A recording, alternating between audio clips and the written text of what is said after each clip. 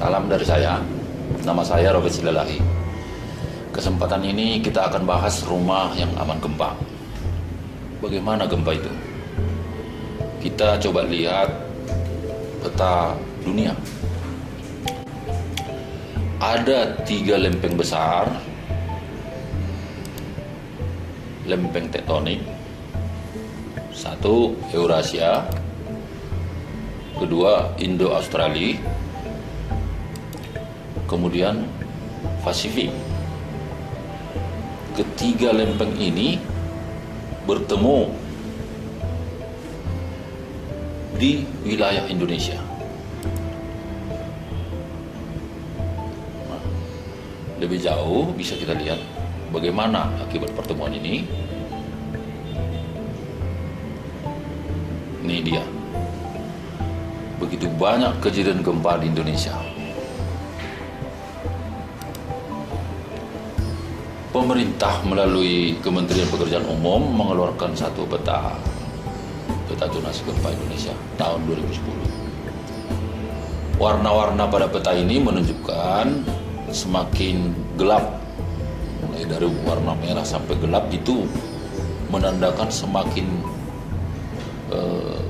rawan terhadap gempa. Kita lihat gempa-gempa besar terakhir tahun 2004 di Nabire, di Alor, di Aceh. 3 gempa besar dalam tahun 2004. Kemudian tahun 2005 terjadi di Nias, tahun 2006 di Jogja, juga di Pangandaran, di Padang tahun 2007, di Minahasa dan Sulawesi Tenggara, kemudian di Sumbawa dan Padang, Sumatera Barat. Begitu banyaknya gempa, hampir tiap tahun terjadi gempa besar.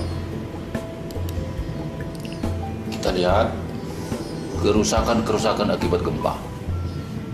Ini dia. Nah,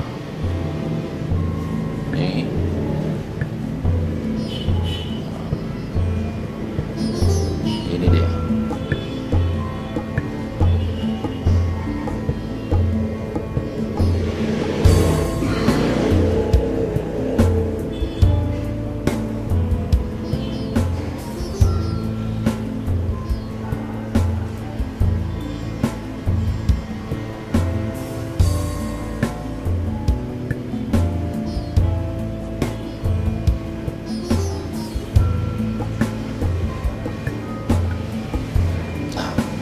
Kita lihat kerusakan-kerusakan akibat gempa, kita semestinya lebih waspada.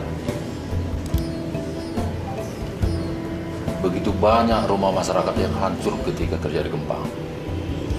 Kerusakan rumah saat gempa disebabkan belum memenuhi syarat teknis untuk kekokohan bangunan.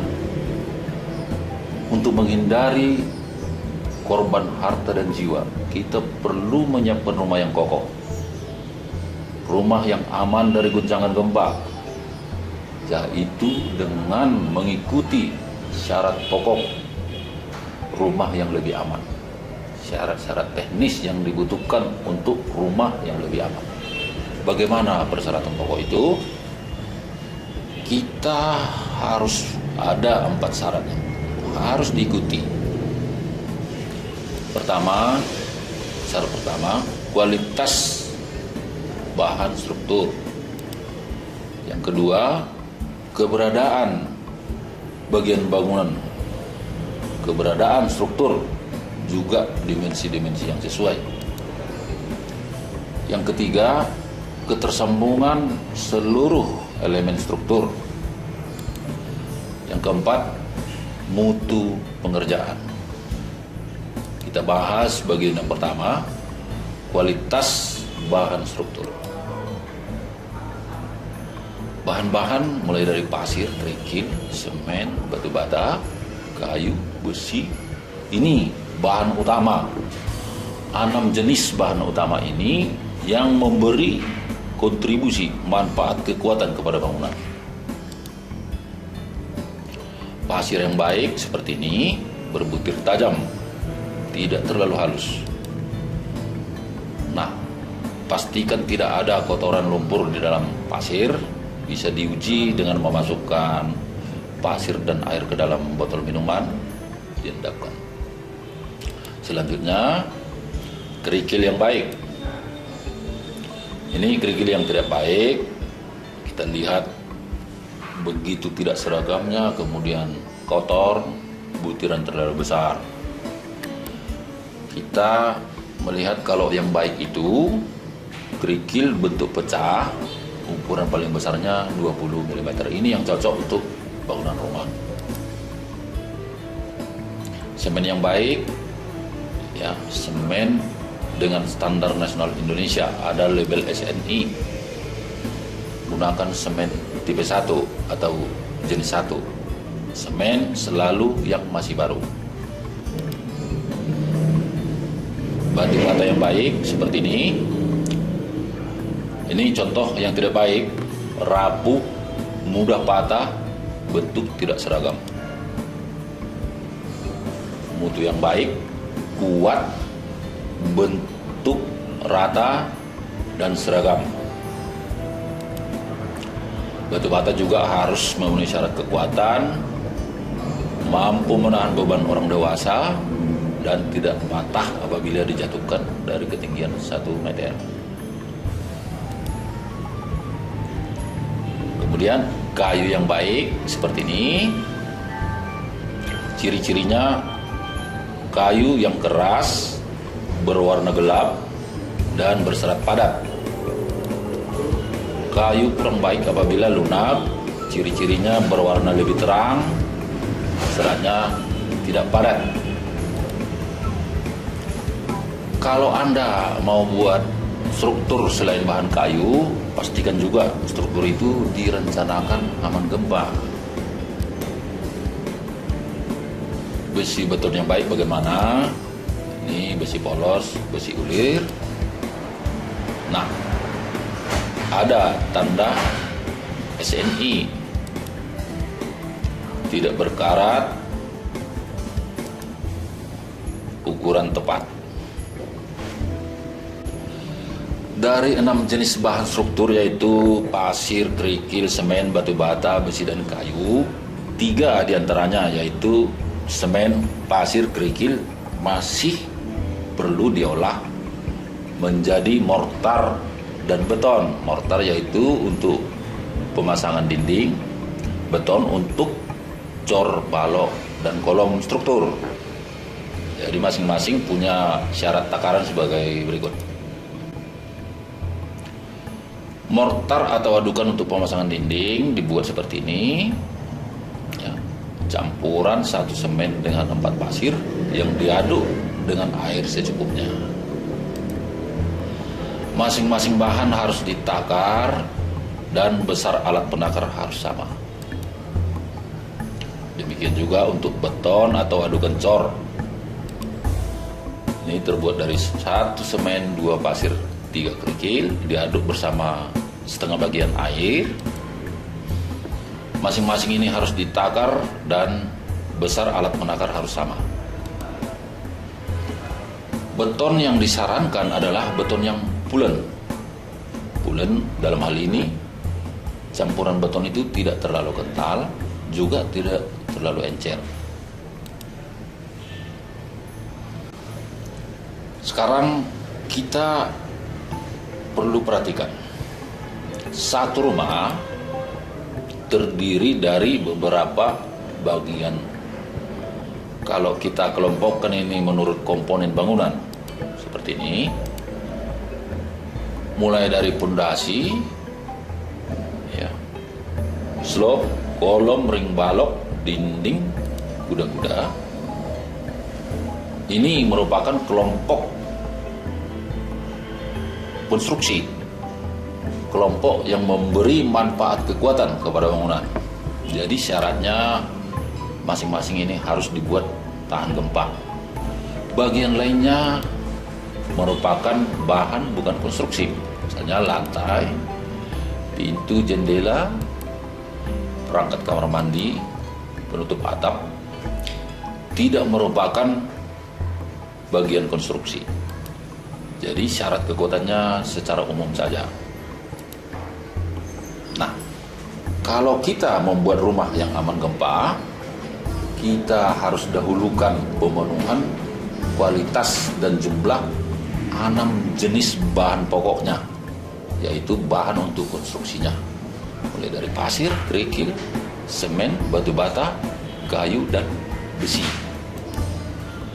Bahan yang bukan konstruksi, misalnya atap, kunci, atau penutup lantai, ini merupakan bahan yang masih bisa ditukar sesuai dengan selera.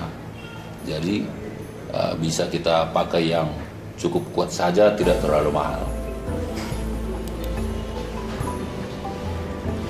Nah, itu tadi mengenai kualitas bahan struktur.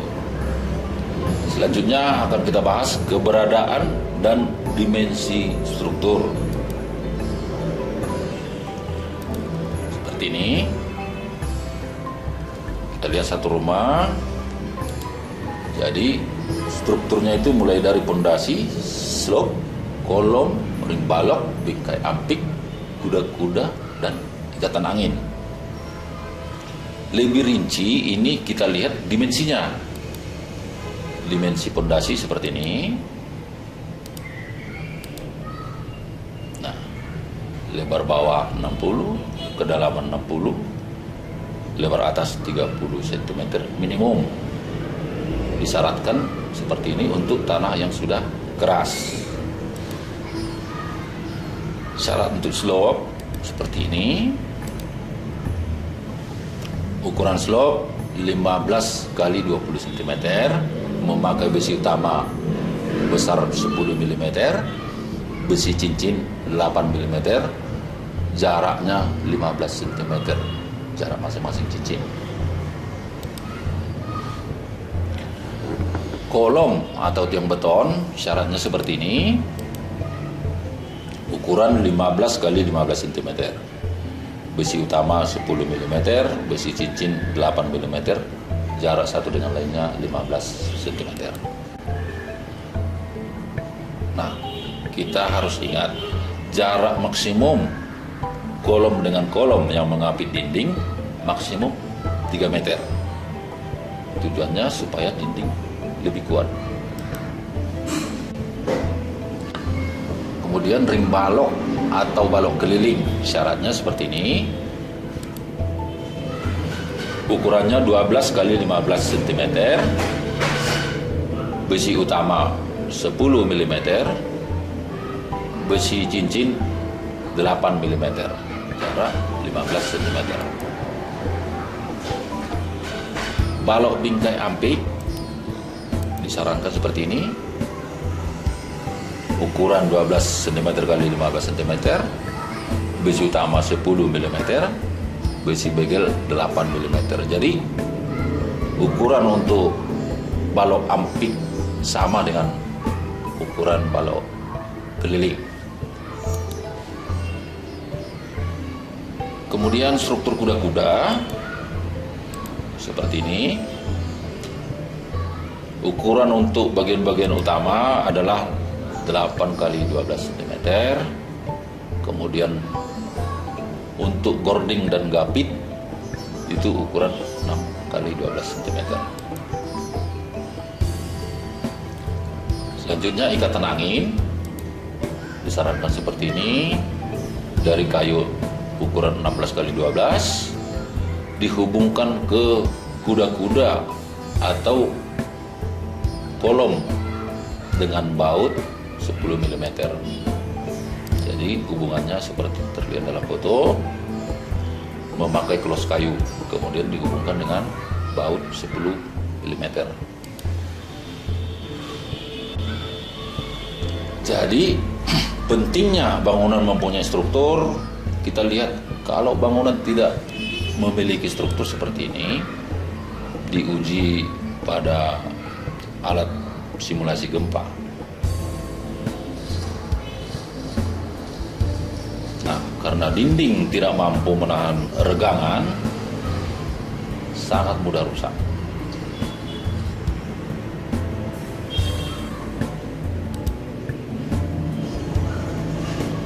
Jadi yang kedua sudah kita bahas. Sekarang kita bahas yang ketiga. Struktur-struktur yang disyaratkan seperti syarat kedua tadi harus tersambung satu dengan lainnya. Ini satu bangunan terdiri dari beberapa bagian struktur.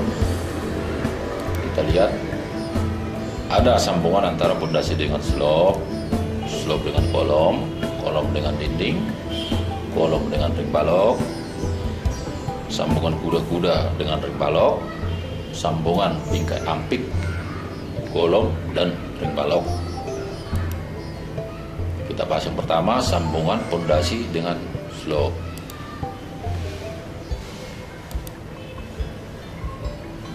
Nah, hubungan pondasi dengan slope seperti ini dihubungkan dengan pemasangan angkur. Jarak satu dengan lain angkur adalah 1 meter maksimum. Kemudian kita lihat hubungan slope dengan kolom seperti ini. Nah, dihubungkan dengan melewatkan tulang utama kolom ke dalam balok slope sepanjang 40 cm. Ini berikut adalah contoh sambungan antara slope dengan kolom yang salah. Jadi kalau seperti ini balok dan kolom tidak terhubung dan ujung-ujung tulangan terlihat tidak dilewatkan. Jadi tidak ada hubungan, tidak ada ketersambungan antara balok dengan kolom. Seharusnya tulangan kolom dilewatkan ke dalam balok slope seperti ini sejauh 40 cm. Hubungan kolom dengan balok slope bisa dilihat kalau di tengah bangunan seperti ini. Ini balok slope. Nah, tulangan-tulangan dari kolom. Nah, di sudut bangunan juga seperti ini. Ini tulangan kolom.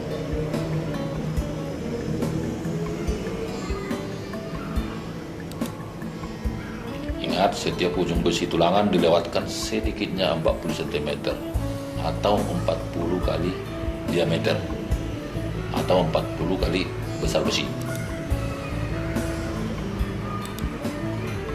Hubungan kolom dengan dinding seperti ini. Ini contoh angkur pada dinding menerus.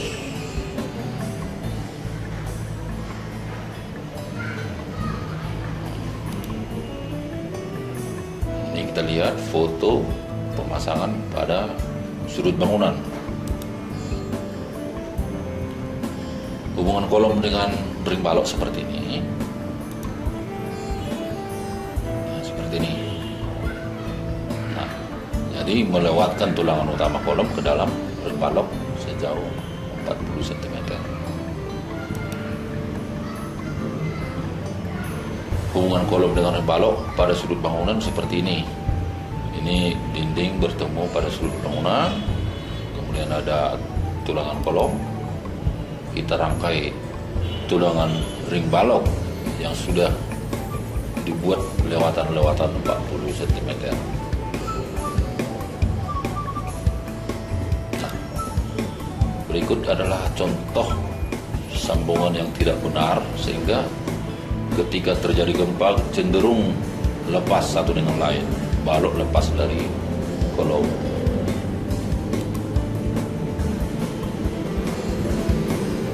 Contoh lain, kerusakan hubungan balok dan kolom. Nih.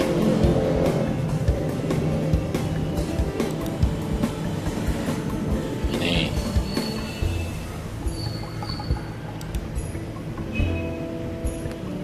Kemudian bagaimana hubungan ring balok dengan kuda-kuda?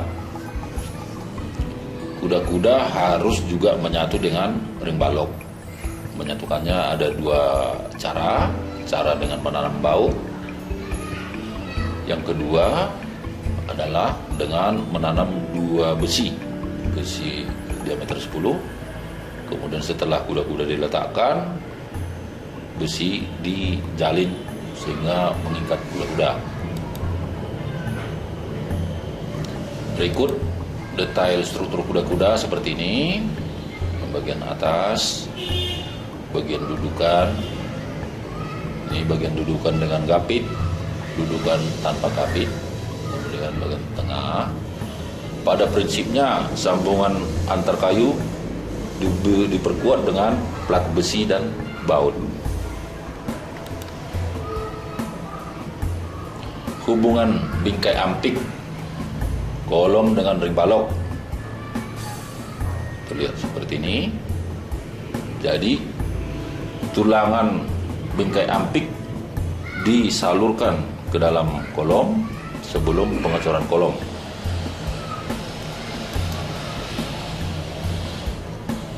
Nah, kita lihat contoh bagaimana pentingnya persambungan itu terhadap kekuatan bangunan.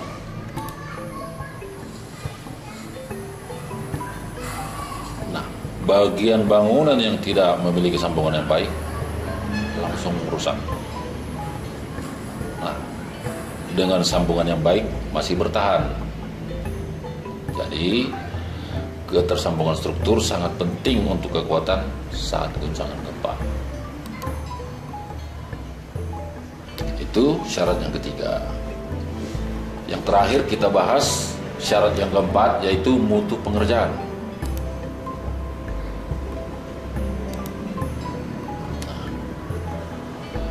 Mutu pengerjaan juga sangat menentukan kekuatan bangunan.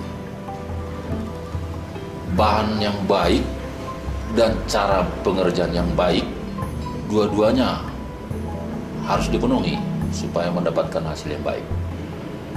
Pertama, untuk pondasi, galian tanah pondasi diteruskan hingga tanah yang keras. Kita pastikan tidak ada sampah atau bahan yang mudah membusuk di ruang galian. Bila ada genangan air, kita harus mengeringkan. Kita isikan pasir. Tujuannya adalah untuk meratakan dasar galian dan pasir ini dipadatkan. Jadi tujuan keduanya juga memastikan kepadatan dasar galian. Kemudian isikan batu kosong atau batu tersusun sebagai lapis awal pasang fondasi. Isikan adukan mortar di celah batu tersusun. Kemudian pasang batu fondasi dengan pola selang-seling agar pasangan lebih kuat, dan sisakan ruang cor untuk menanam angkur. Nah, kemudian angkur kita tanam di dalam fondasi. Kemudian kita juga harus mengerjakan campuran dan pengecoran beton yang baik. Mengenai campuran seperti ini, pencampuran beton yang baik disarankan memakai mesin pengaduk. Tapi kalau tidak ada mesin pengaduk, disarankan dengan adanya wadah, menggunakan wadah, supaya beton lebih tercampur dan kandungan air terjaga. Ini contoh yang tidak baik. Kalau mengaduk tanpa wadah, maka cenderung terjadi kekurangan air dan kurang teraduk. Dalam pengadukan, penambahan air harus sedikit demi sedikit hingga tercapai keadaan beton yang pulen.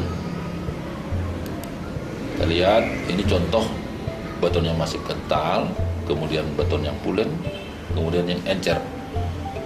Dari beton yang kental ke pulen hingga ke encer hanya dibedakan dengan penambahan sedikit saja air. Itu yang harus kita cermati.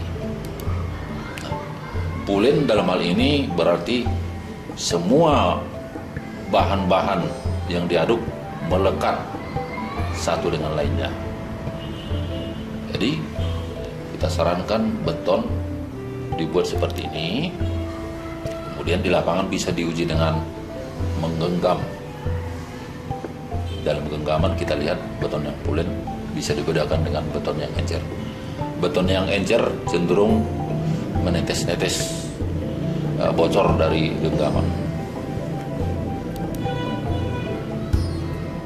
Kemudian pembersihan yang baik, nih, bengkokan besi itu dipersiapkan.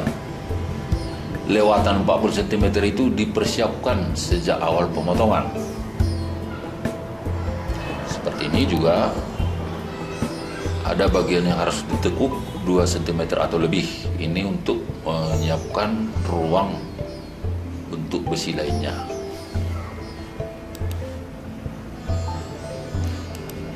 Pembersihan untuk begel juga pemasangannya seperti ini. Nah, kait begel itu harus dibengkokkan ke arah dalam. Ini contoh kait yang tidak dibengkokkan ke arah dalam kurang baik. Contoh pemasangannya misalnya pada kolom, posisi cincin itu dengan kait yang arahnya selang-seling satu dengan yang lain. Ini tujuannya supaya secara keseluruhan terjadi pemerataan kekuatan. Pemasangan besi yang baik seperti ini. Nah, pertama kita sarankan membuat bidang cetakan itu dari triplek tebal, diberi rusuk perkuatan. Berbeda dari cara pemasangan balok polos atau balok yang tebalnya dengan dinding sama, ini kalau balok lebih besar atau lebih lebar dari dinding, kita harus tambah dudukan berupa kayu. Nah, kemudian pasang papan cetakan di atas kayu penopang. Nah, diperkuat dengan memberi rusuk-rusuk perkuatan. Pada balok gantung perlu tambahan penopang supaya aman ketika terjadi pengecoran. Pengecoran beton yang baik, kita lihat contoh untuk cor balok. Pengecoran beton harus selalu diikuti pemadatan. Ini untuk mencegah terjadinya rongga-rongga dalam beton yang membuat beton itu lemah. Pemadatan bisa dengan kayu, besi, atau alat rojokan lainnya, dan diikuti dengan ketokan-ketokan pada cetakan. Pengecoran pada kolom juga sama halnya, ya, dengan mengetok-ngetok cetakan, dipadatkan juga dengan melakukan perojokan.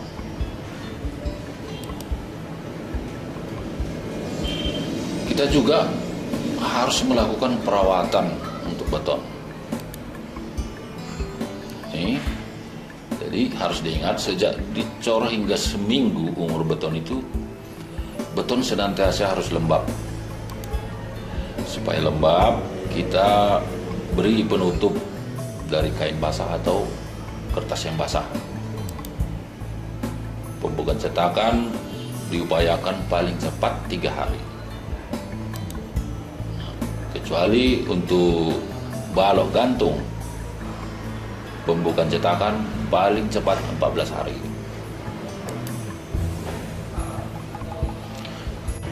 Bagaimana pemasangan dinding batu bata yang baik? Kita lihat.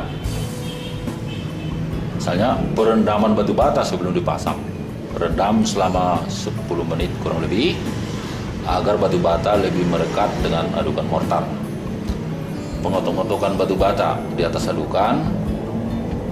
Di samping agar rata juga batu bata lebih melekat. Beri bantuan benang tiap lapis pemasangan agar bidang pemasangan lebih rata. Tebal siar tegak dan datar 1,5 cm dan pastikan siar tegak terisi adukan secara penuh. Nah, itu dia 4 syarat untuk rumah yang aman dari gempa: kualitas, keberadaan dan dimensi struktur, ketersambungan seluruh elemen struktur, dan mutu pengerjaan. rumah dengan persyaratan pokok dapat kita lihat melalui pengujian. Di Puskim Bandung dibangunkan 2 rumah sama besar dan ukuran, tapi berbeda di cara pelaksanaan. Kita lihat sebelah kiri, rumah dibangun cara biasa tanpa panduan persyaratan pokok, panduan teknis persyaratan pokok. Di kanan dengan panduan teknis persyaratan pokok. Kemudian satu dengan lain rumah ini diadu, diberi kabel dan ditarik. Nah, setelah ditarik terus menerus, rumah tanpa persyaratan pokok mengalami kerusakan hingga rubuh. Bisa kita lihat bagaimana keadaan kerusakannya. Kita lihat dalam video, beton yang lemah sehingga lepas dari besi, batu bata yang rapuh. Kita bisa lihat rumah di latar. Ini adalah rumah dengan persyaratan pokok, tidak rusak sama sekali. Jadi rumah yang dibangun mengikuti persyaratan pokok akan bertahan saat rumah lainnya sudah hancur. Satu lagi, rumah yang sesuai dengan persyaratan pokok sudah teruji pada gempa di Padang tahun 2009. Sebelumnya Dinas PU Provinsi Sumatera Barat telah membuatkan rumah di Padang sebelum gempa tahun 2009. Jadi saat terjadi gempa Padang tahun 2009, rumah tersebut bertahan walau rumah di sekitarnya sudah rusak dan hancur. Sekarang bagaimana? Anda tentu telah siap menghadapi gempa, bukan? Ayo, mulai bangun rumah dengan persyaratan pokok. Dapatkan rasa aman ketika gempa. Sekian, terima kasih, sampai jumpa.